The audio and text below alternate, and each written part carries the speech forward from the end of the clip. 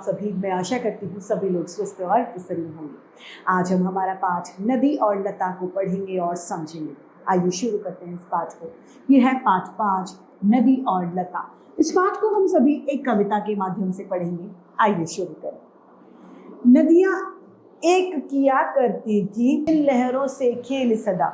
नदियाँ क्या करती थी? लहरों से खेलती थी। उसके तट पर झूमा करती एक मनोहर कुसुम लता। और उसी के किनारे पर, तट यानी किनारे पर, एक मनोहर यानी मन को हरने वाली कुसुम लता यानी कुसुम फूल की जो बेल है वो थी एक उसके किनारे पर। उसी लता पर पंछी आते कलरव गान सुनाते थे। और उसी लता यानी उसी बेल पर क्या होते थे? पक्षी आया करते थे और अपना चहचहा कर गाने को सुनाते थे। नदी अकेली थी जो बहती उसका मन बहलाते थे। नदी अकेली थी और वो अकेली बहती थी और नदी का साथ कौन बन जाते थे? वो सुंदर सुंदर से नन्हे नन्हे पक्षी। पुष्प भेंट कर लता नदी को सदा सजाया करती थी। पुष्प यानी फूल। लता क्या करती थी? बेल जो है वो क्या करती थी? वो नदी को अपने फूल है ना भेंट में देती थी, यानी गिफ्ट देती थी। और उसे गिफ्ट देकर उस नदी की सुंदरता को बढ़ाती थी, उसे सजा दिया करती थी। देकर नदी उसे जल शीतल ताप सदा ही रहती थी। और उसके बदले में नदी क्या करती थी? उसे अपना ठंडा जल देती थी और ताप यानी गर्मी खुद वो सहा करती। दोनों सखियां सदा प्रेम से समय बिताती जाती थी। दोनों सखियां कौन है? नदी और लता। दोनों एक साथ रहकर एक साथ अपना समय बिता रही थी। स्नेह परस्पर जो था उनमें उससे वे सुख पाती थी। स्नेह यानी जो प्यार उनमें था वे उससे सुख का अनुभव कर रही थी। एक दिवस वर्षा का जल पा नदी लगी थी।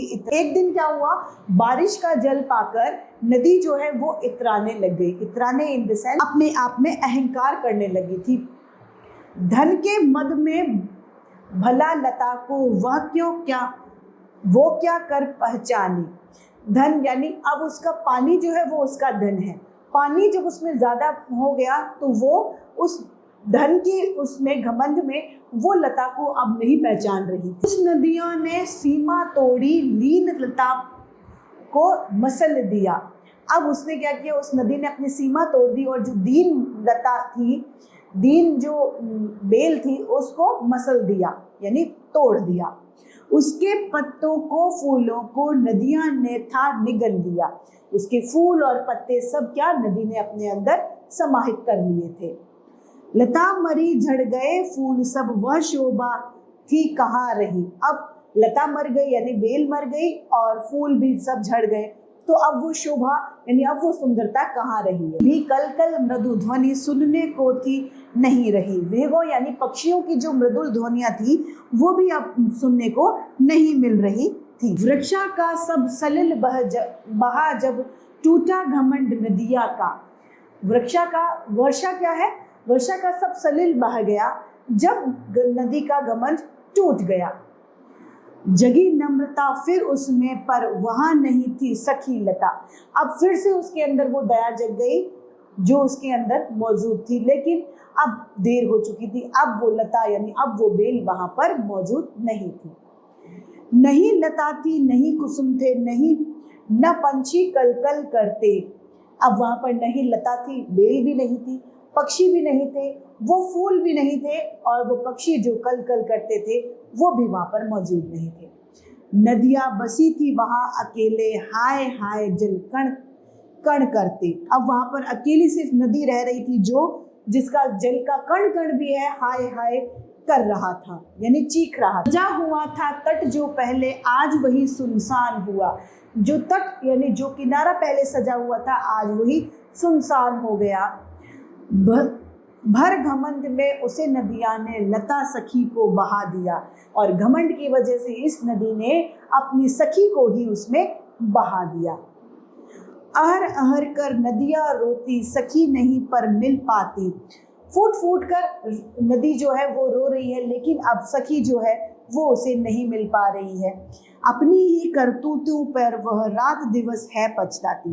अब नदी अपनी ही करनी पर दिन और रात पछता रही है कि मैंने ऐसा। जब हम पाते धन है या पद, हम घमंड से भर जाते।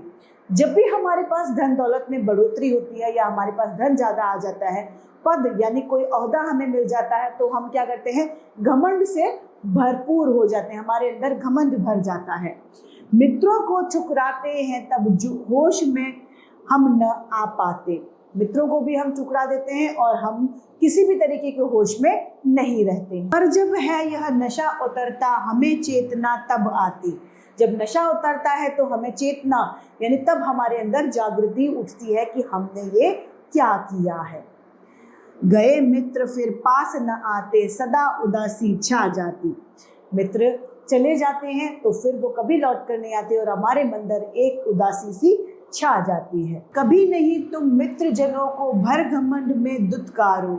हमें कभी भी अपने मित्रों को घमंड की वजह से नहीं दुत्कारना चाहिए, हमें कभी घमंड ही नहीं करना चाहिए। सदा स्नेह ही उन्हें दिखाओ, कभी नहीं तुम फटकारो। हमेशा मित्रों से क्या करो, प्रेम करो, उन्हें हमेशा प्रेम से अपनी तरफ खींचे रखो। प्रेम एक ऐसी चीज़ है जो कितने भी कठिन से कठिन परिस्थिति क्यों ना हो, सामने को वो सॉल्व कर देते हैं, यानी समस्या का समाधान निकाल ही देते हैं। किससे? प्रेम से। यानी हमेशा हमें परस्पर प्रेम के साथ में रहना चाहिए। पाठ समाप्त होता है। आइए से शब्दार्थ को जाने। कुसुम लता यानी फूलों की बेल, स्नेह अर्थात प्रेम, मद अर्थात अभिमान, वेग अर्थात पक्षी, अहर अहर यानी हाय या फिर फूट फूट कर, चेतना अर्थात होश, ताप अर्थात गर्मी, इतराना यानी घमंड से चलना, सीमा अर्थात हद या फिर मर्यादा, कण जल कण अर्थात पानी की बूंद और पद अर्थात दर्जा। एक साथ पढ़ें। नदियां एक किया करती थी जिन लहरों से खेल सदा, उसके तट पर झूमा करती एक मनोहर कुसुम लता। उसी लता पर पंछी आते कलरव गान सुनाते थे, नदी अकेली थी जो बहती उसका मन बहलाते थे। पुष्प भेज कर लता नदी को सदा सजाया करती थी, देकर नदी उसे जल शीतल ताप सदा ही सहती थी। दोनों सखियां सदा प्रेम से समय बिताती जाती थी, स्नेह परस्पर जो था उसमें वे सुख पाती थी।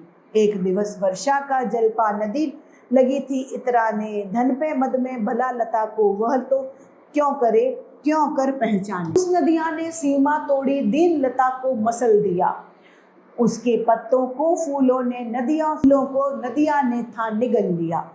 लता मरी झड़ गए सब फूल, वह शोभा थी कहाँ रही, वेगों की भी कल कल मृदु ध्वनि सुनने को थी नहीं रही।